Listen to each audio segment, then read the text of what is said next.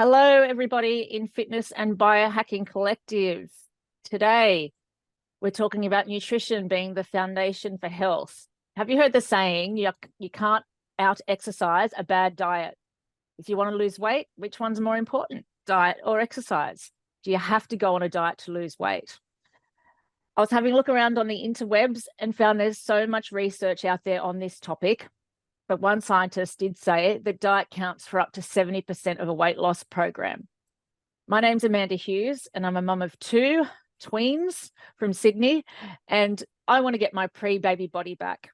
Plus, my GP has said that I'm at high risk of developing the lifestyle disease type 2 diabetes, with a body fat percentage that's currently 35.9%. And to be at a low diabetes risk, that needs to reduce to 27% at least. Have any of you been given this news by your doctor? Maybe you know that you're overweight and you need to do something about it. Who has felt like that? Have you felt like that? Today, I'm joined again by the lovely Neil Elliott, a personal trainer of more than 30 years. Hi, Neil. Hi, how you going? Thanks for having me. It's so good to have you here. For those who don't know, I've been training with you for 14 years. I originally went to the gym way before kids and all that, just to get a bit of rehab on some like niggling injuries that I had, and met you. And I've kept you for 14 years because you've not only helped me rehab those little injuries, but, get stronger. You've helped me out with diet over the years. Yeah. And, you're also a diet and expert nutrition, and you write nutrition plans for people at all levels, whether kind of normal people up to elite athletes. You also train them as well. So can you clear up the answer to my earlier question? Do you really have to diet as well as exercise to lose weight? Well, the answer is yes, if you're talking about long term. If you're talking about short term, if, for example, you have a due on next Friday or 2 weeks from now, and you just want to drop a couple of kilos very quickly, then you can just diet and that will be fine. But in the long term, if you want to lose pretty much any amount of weight and keep it off, then you need to combine both diet and exercise. And when we say diet, what we mean is really changing your lifestyle so that your eating habits are healthy and targeted to your needs. Okay, so it's more about, it's not just going on a fad diet or something, it's actually changing eating habits overall and integrating those into your lifestyle. Yeah, absolutely. Look, and you have to be really clear about the terminology that gets used. When people say they go on a diet, within the fitness industry and nutrition industries and other health-related industries, we try not to use the word diet because it does imply a short-term fix or something. We like to say to people, what you're trying to do is change your lifestyle. And changing your lifestyle needs to be a long-term thing. Okay. So, it's very important. And if you want that long-term success, then you absolutely have to change your habits. Right. And that can be hard for some people because when you hear the word diet, it's like, oh, really, I have to really restrict everything I'm going to eat and I'm not going to be able to have what I like. And, it's kind of quite a negative term because of, how it's been, spoken about in society for many years.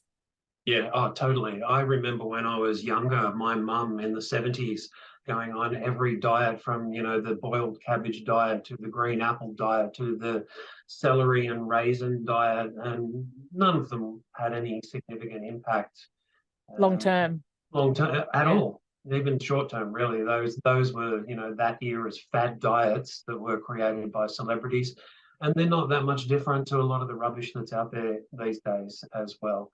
Human nutrition is very well understood these days. We know exactly what humans as a whole need to flourish. Let's use that word, to flourish. And, there's really not that much variation in what it is across all of the human spectrum. Does it come down to just calories in versus calories out? Because I've heard that, used over the years. So it's, what you eat compared to what you're like burning off through exercise. Yeah, okay. And again, we can break this down into two aspects as well. We can talk about, first of all, the physiology and then again, the habits. So if we look at the physiology of weight loss, then the answer is yes, it is really just down to calories in versus calories out. But it's very difficult to actually do that, to get your calories in and your calories out correct for a lot of people if you don't have the right habits in place.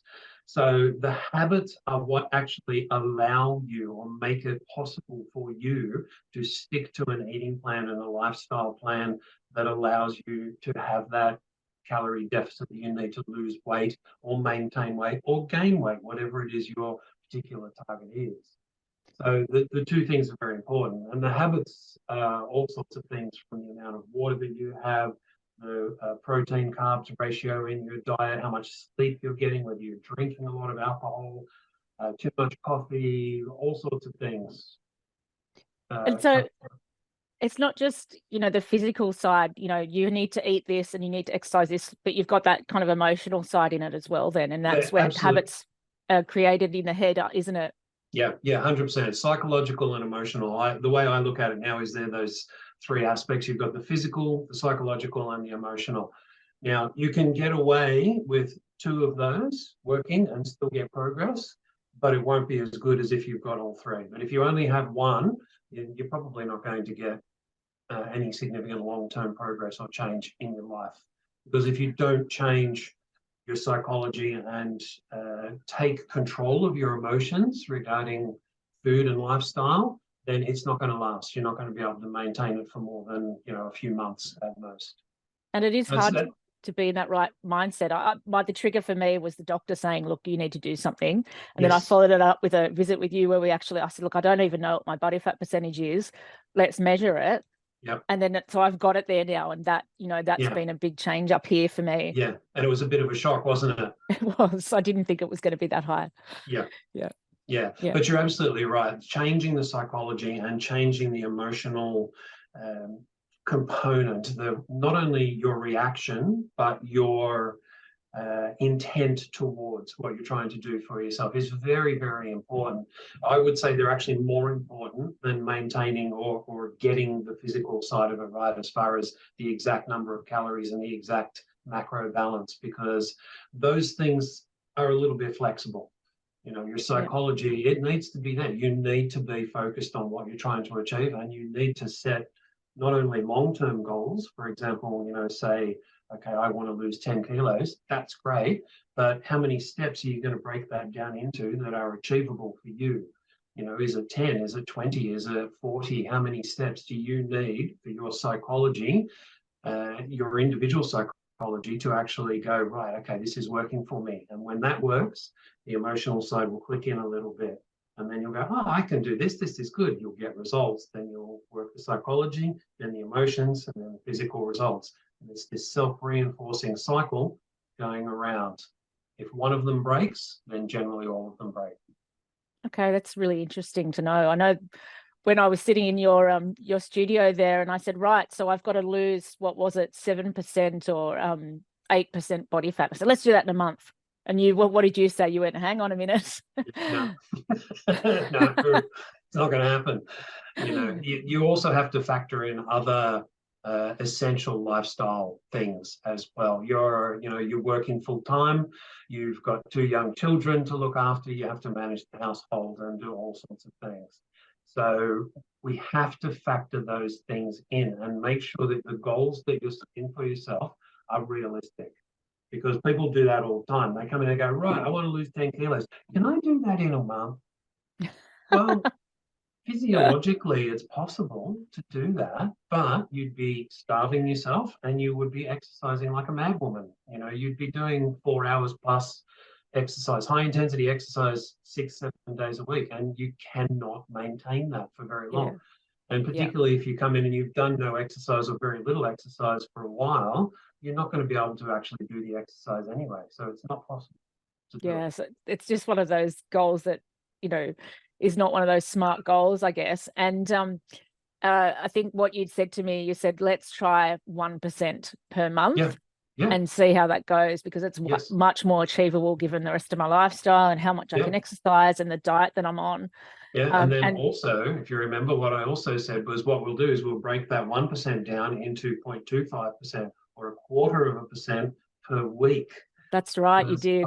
a week is a really short period, basically. So if you get, if you achieve that 0.25%, then fantastic. All right, I'm on target for 1% a month, and that's Yep. 7% in 7 months, and yay team. Yeah, I think that so much more, there's so much more power in having that data as well and Yeah. doing those regular measurements. Oh, Um, 100%. Yeah. yeah, and so how many calories should people be eating per day if they want to lose weight? So let's just put it out there. Is there a standard? No. Right. Okay. How's that for a quick answer? No. Look, everyone is different. It depends on, I think I've mentioned in one of our previous discussions, first of all, your goals. What are your goals? How much weight and in what time frame, first of all. So that's the first thing that you need to take into account. The second thing is that people often sort of just go, oh, well, I'm a woman. Do I need 1,200 calories per day? I don't know. The thing is, what we need to do is we need to work out what your lean body mass is and what your daily activity level is. Without those two things, we can't actually work out, based on your goals, how much you should or shouldn't be eating. And you can do that, can't you? Yes, we can. Yeah. Yeah. So when we measure your body fat and take your total body weight, we can deduct the fat mass from your total body weight. That gives us your lean body mass. And we actually structure eating plans to feed the lean body mass and not your body fat mass. Because your body fat mass is like, if you think of a car, in a car, you've got the engine, you've got the body, and you've got the fuel tank. If we just break it down very simply. The engine is your metabolism and the body is your body. Those two things are fairly easy. The fuel tank in your car is exactly the same as your stored body fat on your body. So that stuff on your body, that extra body fat that a lot of people want to get rid of, that's the fuel tank a lot of the time. We refill the fuel tank by eating. Now, if you don't put enough fuel into the fuel tank in your car, over time, the fuel tank gets emptier and emptier and emptier. And the same thing happens with your body. So if you eat just a little bit less than you're using every day, that body fat, which is your fuel tank, slowly decreases. But we can't actually work out the right amount without knowing, first of all, what your lean body mass is, which is the tissue that actually burns fuel, the engine, and what your activity level is, which is how much energy you're using, how far you're driving. Yep. You Okay. need to know that.